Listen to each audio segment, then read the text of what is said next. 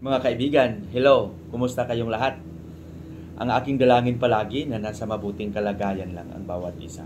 Ano man ang ating ginagawa, saan man tayo, ano man ang ating pinagkakabalahan, ano man ang ating mga dinadala sa buhay, sana makatulong itong pagninilay na ito sa ating mga pagbasa at ang ating dalangin palagi gaya ng sinasabi ko na nasa mabuting kalusugan lang tayo at maramdaman natin na ang Panginoon ay napakabuti. Sa araw na ito mga kaibigan, araw ng Martes, nasa ikapitong araw sa buwan ng Nobyembre, sama-sama tayong magnilay sa napakagandang pagbasa na ibabahagi sa atin ng ating inang simbahan.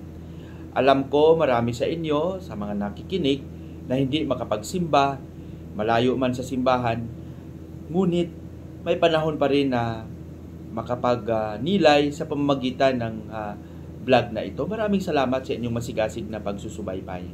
Maraming salamat din sa inyong pakikiisa sa vlog na ito sa pamamagitan ng inyong pagbabahagi, pag-share sa inyong mga kaibigan, sa inyong mga kapatid.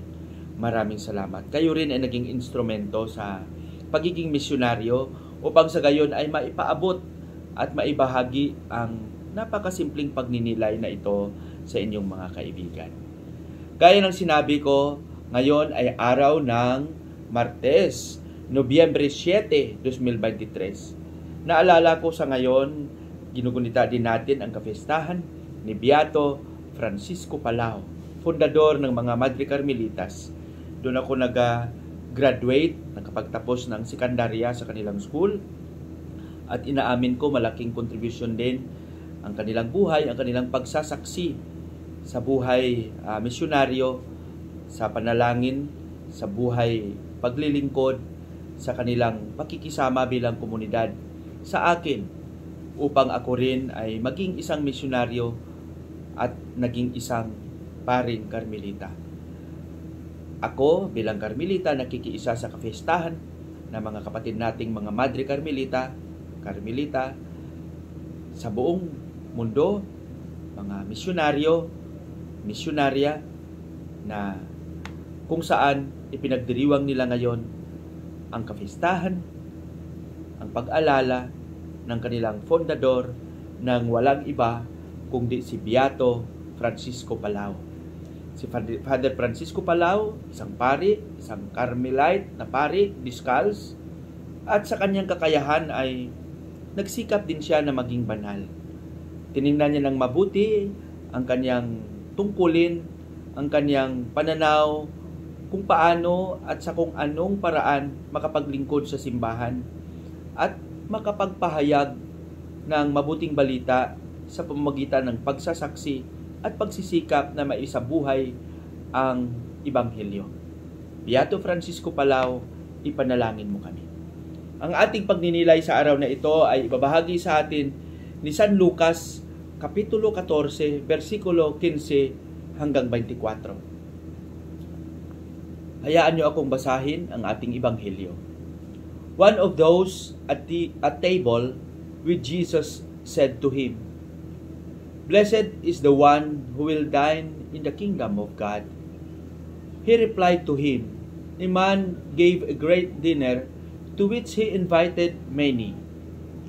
When the time of the dinner came, he dispatched his servant to say those invited, 'Come, everything is now ready.' But one by one, they all began to excuse themselves. The first said to him, 'I have purchased a field and must go to examine. I ask you, consider me excused.' And another said, 'I have purchased 5 yoke of oxen and am on my way to evaluate them. I ask you, consider me excused.' And another said, 'I have just married a woman, and therefore I cannot come.' The servant went and reported to his master. Then the master of the house in a rage commanded his servant, 'Go out quickly into the streets and alleys of the town and bring in here the poor and the crippled and the blind and the lame?" The servant reported, "Sir, your orders had been carried out and still there is room." The master then ordered the servant, "Go out to the highways and hedge groves and make people come, in that my home may be filled. For I tell you, none of those men who were invited will taste my dinner." Mga kaibigan, ang mabuting balita ng Panginoon. Napakaganda ng ating ebanghelyo sa araw na ito. Dito napapansin natin na ang master o ang amo o ang may-ari ng bahay ay naghanda ng isang kainan. No? At inutusan niya yung kanyang alipin na maghanap ng mga tao upang makasalo niya sa isang grandiosong kainan. Ngunit napakalungkot dahil marami at halos lahat na inimbita ay gumawa ng paraan upang hindi makapunta. Napaka-busy, maraming pinagkakaabalahan. Hanggang dumating sa punto na sabi ng may-ari, ng boss, ng master, na humayo kayo sa daan. Kung sino na lang ang makikita nyo, mga lumpo, mga bulag, kung ano dyan, na kumain. At may inimbita naman, pero marami pa ang mga upuang bakante. Mga kapatid, kung titingnan natin ng mabuti ito at iugnay natin ito sa ating buhay, bilang tagasunod ni Kristo, bilang binyagan, bilang Kristiyano, lahat tayo ay may tungkulin na maipalaganap ang paghahari ng Diyos. Misyon natin ito. Misyon na sa ating makakaya, sa simpleng makakaya, maipaabot man lang natin na ang Panginoon ay napakabuti. Ngunit, maraming dahilan na hindi natin ito nabigyan ng pansin at sa dahilan din na wala tayong oras at marami tayong mga dahilan. Wala tayong panahon. Posible dahil sa mga pinagkakaabalahan natin, gaya sa pangyayari sa ating ebanghelyo. Totoo naman yan. No? Ang paglilingkod, ang pagpapahayag ng paghahari ng Diyos ay hindi ito tungkulin lang ng mga pari, mga madre, mga lideres ng ating simbahan, parokya, komunidad, mumunting Kristiyanong kapitbahayan, kundi bilang binyagan, tungkulin natin itong lahat. Lahat tayo ay inimbita. Minsan naalala ko lang yung isang konkretong pangyayari na kung ang simbahan ay magsimula ng misa, di ba? Kumukulimbang ang mga kampana. There is this invitation to the community to let them know that the celebration of the Eucharist will be about to start.